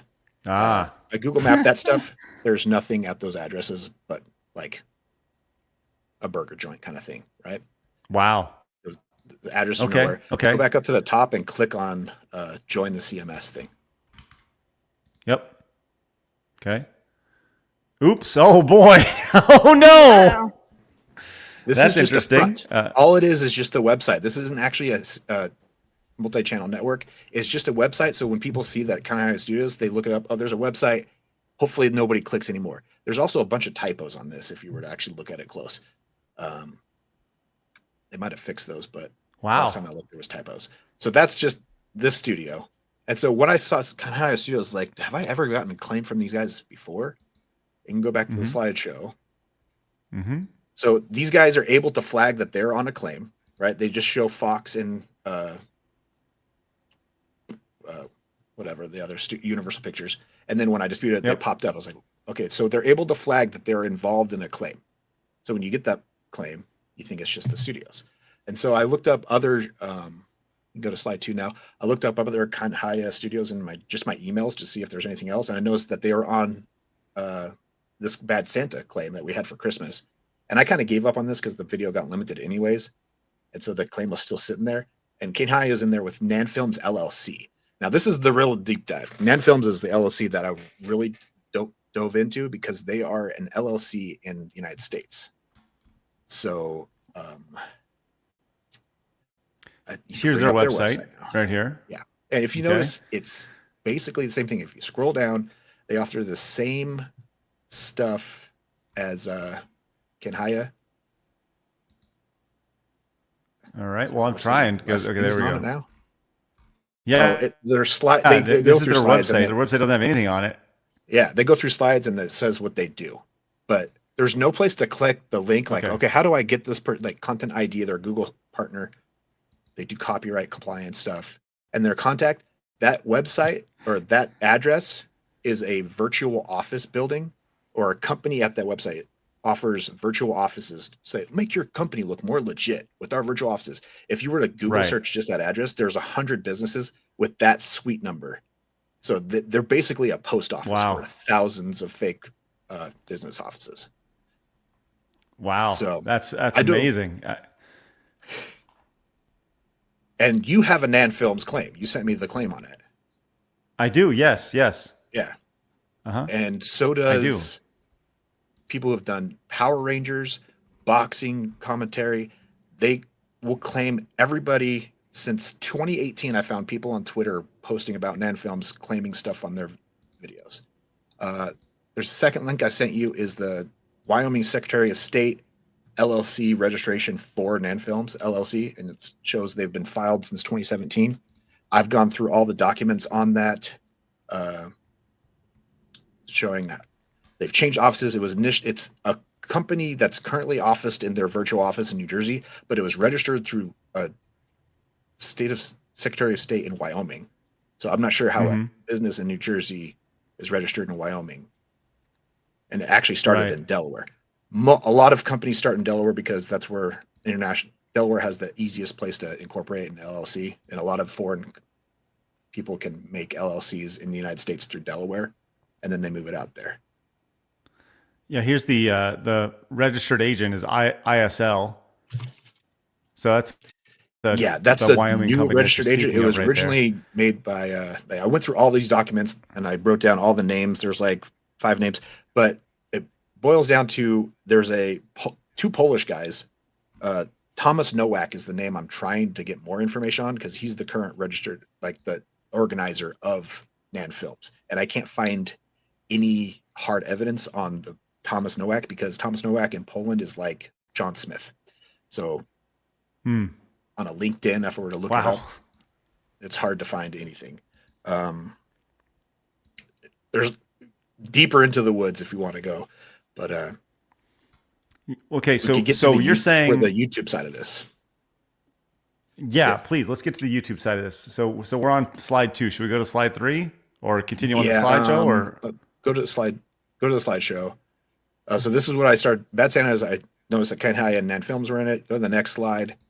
So then this Videodrome, we started getting a bunch of Universal Pictures claims, like one a week all summer, and I disputed them and appealed them. We went through the whole Jaws franchise, so we had one every week for all the Jaws films because Universal did that. But this one caught my eye because it was Nan Films and Universal Pictures. After 3 weeks of just Universal Pictures, and after seeing Kenhaya had masked their name on it, it makes me wonder if every Universal Picture claims I've been getting for the last 6 months has been Nan Films. They've just been hiding the fact that they're on it. But this email chain you can see, claimed by Universal Pictures, Nan Films. After dispute, Nan Films has decided to release their copyright claim. And then I had to go back because if you've ever seen Videodrome, I had to do some censoring to get it through limited ads. Yep. So second version is basically the same length and everything, same amount of content, just more censors on it because it got limited ads on the first upload. And they didn't release that claim. And a month later, Universal Pictures decided that their copyright claims is still valid. And then I had to appeal it before it finally got it released. And Nan Films released the appeal. Okay, so the idea here is very, very simply, there are, and we've known this for a while, but you're seeing this, from your side, the idea that there are companies that are shell companies that are going in and claiming content and looking, as you said, just looking people who are lazy, and they ultimately want to take the revenue from that, or at least a rev split from that. So, okay, how does this tie to somebody internally at YouTube here? As you go through the next slide, after I got this claim from Videodrome and all the claims I've been recently getting from Universal, I reached out to Partner Help saying, hey, is there any way to see if these are the same people? Like, I asked for evidence of, are these the same people? Because we've been getting a lot of claims from Universal. Now this one says Universal Net Films. Could you tell me if these are the same people claiming these videos? They wouldn't tell me that. And so they just told me Nan Films has their rights. I gave them all the evidence that I've kind of shown to you with the LLC and the fake website. And they said they looked into it and said no wrongdoing. If you were to look up Nan Films on YouTube, you could see that their channels that they have verified on YouTube are just Coco Melon Wheels on the Bus videos over and over again for the last 9 months or last year. And it's not even their content, which means they're violating the verification policy on YouTube by uploading content that's not theirs and over again. But so the next thing that came up was Sleepy Hollow. And this was what I was hoping we would get some answers.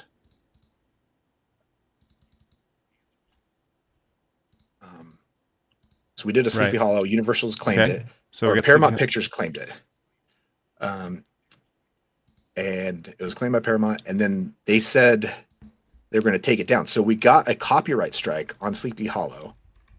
If you notice, look at the contact info on that right email. It says claim checking plus Paramount Primary at gmail.com. This is what they're claiming is the email for Paramount Pictures. Now, so this claim was interesting. We got a strike, a notification, which was this left one. We had 7 days to remove it. After 2 days, the strike just fell off without even disputing it or counter notification. And I was like, why did it just fall off? Where'd it go? And I reached out to email saying, we just got the strike. What happened to it? What's going on? It said, oh, it looks like Paramount decided to withdraw the strike. And then 10 days later, on the 20th there, I got this email after the claim was just poof. I was like, why are we getting this email? I thought this was taken care of. And it showed me the contact information. I don't think we were supposed to get this email. And it showed the contact information of at Gmail. And this is after I had a conversation with the YouTube partner support saying, I don't think these guys are legit. Right. And they reassured me that they were. And then we have conversations here saying our team did it in depth. Nan Films and Paramount Pictures both own the rights to the content use. They said November 12th, Paramount decided to release the content claim, and that's why the takedown disappeared. And I asked for more information saying, I don't see how a company like Paramount, a prestigious movie studio, would work with a company like Nan Films. Right. And she said, we'll reach back. Right. So we'll work for you. Because I was like, when we file a dispute, we have to give our personal contact information every time. Yeah. We never see who our accuser is. Yeah, 100%. And that's the thing that people don't understand is that if you want to fight for your content, you have to give up. You essentially have to dox yourself. And that's a really messy aspect of this. Okay, so we see the problem here. What is the solution? What can be done about this? Is this something that, if it's a digital office, you can't just like show up at their office and be like, yo, what the fuck? Yeah. That's the thing is like, I'm trying to find out more information on this Thomas Nowak guy. And actually like, there's no actual, the issue is based on those conversations I had with YouTube, I didn't push back anymore because I saw that email saying this is at a Gmail. This is not an actual company. I almost want to send back anything back, but I know nothing's going to come of it. And I feel like there's people that know how content creators are fearful of the copyright system. Yeah. You get one strike, it's a warning. It falls off in 90 days. You got to do some educational stuff. Be like, oh, how do I not violate copyright? If you get 2, you can't post for a week. 3, your channel is just automatically deleted. So that is a fear that's over your head as a content creator on YouTube, especially if you're doing movie reviews, even game reviews. I mean, copyright, your channel and your livelihood could go away in a moment. Very quick. I feel like there are, because we know that YouTube outsources their customer support, their partner support. You talk to somebody, it's likely they're actually in India or Singapore or something like that. And I feel like they know how these systems work. I think there's people that either used to work or currently work for YouTube and their partner support who have given their friends a backdoor into the system so that they can make claims and then cover for them.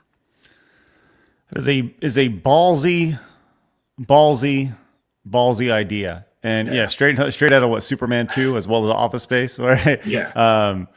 And you wonder what the revenue looks like for this. I mean, if your idea is just claim everybody and claim, and if 50% of people, dispute, okay, fine, right? But you still have 50% of revenue driving videos sending you little bits of money.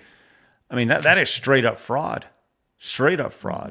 And I'm sorry you got to deal with this, man. This sucks. But well, we all have to deal with it. You've got a Nan Films claim yourself. I do. And yes. I guarantee you, probably everybody we know that makes content on YouTube probably has a Nan Films claim. Because I'm on a Discord with a bunch of other reaction channels, and they've shown me the evidence.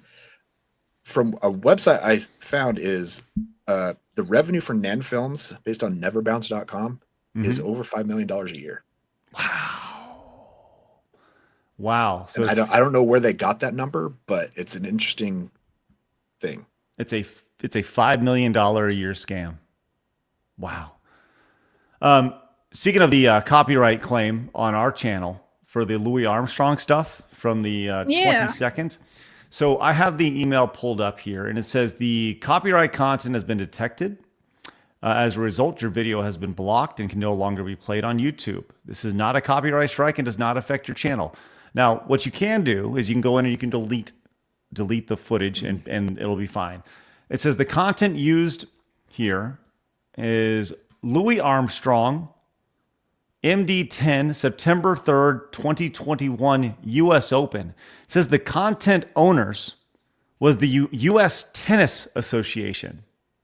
I did not see this clip. Was there something to do with tennis? So we all thought it was a basketball stadium because this girl was chugging beer, and like, who chugs beer at a tennis open, right? So you couldn't see anything but this girl at this, like, in the stadium, and like it was super zoomed in, right? So you couldn't see anything around or anything. There was no music playing, nothing. So like, how can they just go and copyright that unless they're copyrighting the camera that took a video of the girl? It's like, that's our footage. They're saying it's a clip from the U.S. Open on TV, and so I guess, but it's like, damn, bro, who would have thought? It was a video going around on Twitter. I wanted Flawed's take if he thought that she was a good chugger or not.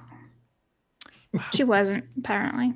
But yeah, that's fair use showing that clip because you guys are doing commentary on it. So yeah, not good enough. No, blocked. Yeah, and it's only 15 seconds. If you look at the timestamps, it was basically 15 seconds of the live stream, enough to take down the entire, almost like 2-hour live stream down. 15 seconds. Right. Well, shit, man. Keep me updated on how that goes. That's a messy situation. It's a very deep rabbit hole, and we could that picture I sent, that last link, Blabs, that was basically me the last couple of days. Yes. Now that's us. Hang on, let me present. This is Eric right now discovering the rabbit hole of YouTube. Very true. Very true. Can somebody please meme Eric's face on this? Thank you. So that's basically me the last 6 months, like, Nan Films again. But they're able to mask that they're actually the movie studio. I also had a slide up there of, I actually have a copyright claim or strike that I got from Dexter back in 2021 when we were watching Dexter from Paramount, which back then it was CBS Viacom's company. In 2022, the parent company became Paramount Global. And the guy, I actually emailed the Viacom. That was the most stressful week of my life. Setting up a meeting with the CBS Viacom lawyer about the strike we got on our channel. And I'm like, oh God, CBS Viacom is one of the oldest studios and broadcast, right? CBS is I think the oldest TV station. And so, but then I had a nice conversation with the guy. He basically was just worried that our Patreon, our full length, we're giving away the episodes. Right. A full length commentary, which what we do is just do a side by side where you play your video on the TV and you play us on the laptop and sync it up. And it's like we're sitting in the room with you. Right. So after you saw that we weren't actually selling episodes of Dexter on our Patreon, it was like, okay, it's cool. It's fair use. And so that kind of reassured me that everything we were doing was kosher. And So I was like, no, Paramount did not strike me. They don't use it at Gmail. And the email on that is like copyright claims at gmail.com or something. Right. And right. the plus sign is just a way for them to organize their email. So this one's going to the Paramount folder. This one goes to the Warner Brothers folder. So what a fucking mess. What a fucking mess. Yeah. And sorry, and hey, keep up the fight, man. Let me know what I can do, what we can do to help, because this, you guys tuning in, this, whether you guys like this or not, this does have a direct impact on literally every channel that you watch. Yeah. And I think that's the one thing to keep. This is not just a Yumi in the movies thing or a side scroller thing. This is literally every channel on the internet on YouTube.com. So that could be exploited for this to the tune of $5 million annually. And that's just Net Films. Right. That's not. There's kind of Hiya Studios. There's a company called LDS, which is impossible to research because just those 3 letters. You Google that three letters. Tell me what you get. Right. Lasso Group is another one. A company called Co-Peer Right Agency. Co-Peer Right. Lasso Group. A whole bunch of other. There's dozens of companies out there, and these are just the ones I've seen on my claims. So I kind of want to get the word out there that, hey, if you see something like this, document it as much as you can and fight it. And if anybody has, better private investigation skills than I do, start looking into this stuff. We got to get Gothic Therapy and Master TDS on this. Yeah. And Savvy. Oh my God. Savvy do a little I only digging. have so much weaponized autism myself, so.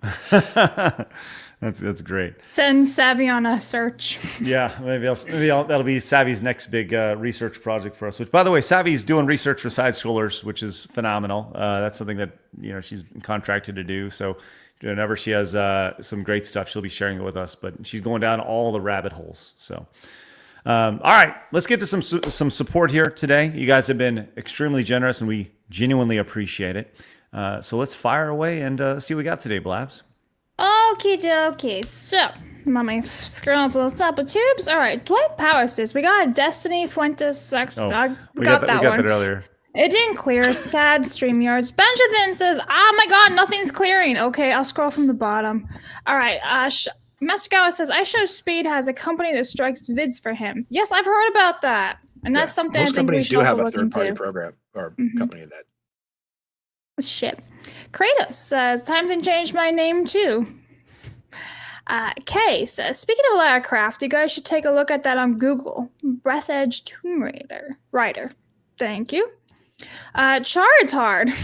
Is that Bruce Green? That's a great name.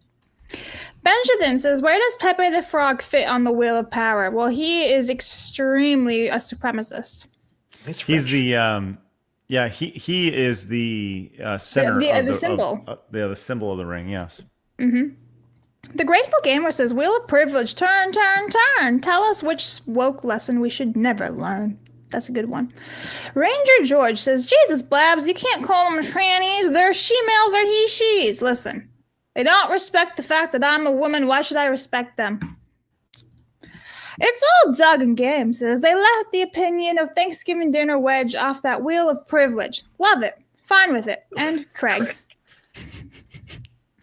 The Grateful Gamer says every big and small content creator globally, and especially those with over 1 million subs, should be going after YouTube for supporting scammers and robbing regular people in the name of these big companies. Mm-hmm. That's Thank you. Or the next Monk says, what do you say to trans, intersex, and non-binary? Eric doing a GOT serial 4 impression. Not today. I think you're supposed to do an impression there, Eric. I think I did it. Okay. Yeah, I already did it. Not today. There you go. Another one. Rebound says, here I'm owed way more power than I have.